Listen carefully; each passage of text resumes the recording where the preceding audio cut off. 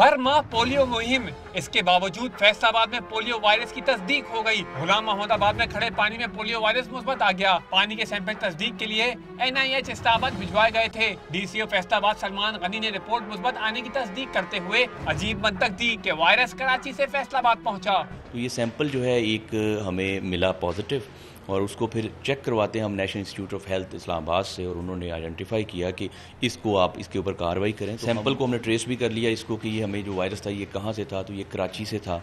तो उस हिसाब से अब उसके ऊपर इंशाल्लाह ये 5 दिन की एक्टिविटीज़ होगी। अहले इलाका के मुताबिक गंदे पानी की शिकायत कई मरतबा मुताल्लिका हुकाम को दी, लेकिन कभी किसी ने इस मसले पर कान नहीं धरे। इधर जिला इंतजामिया ने पोलियो वायरस मुस्बत आने पर जिला भर में 5 अगस्त से पोलियो मुहिम शुरू करने का ऐलान कर दिया। DCO कहते हैं कि पोलियो से बचाव के लिए हर मुमकिन इक़दाम किए जाएंगे।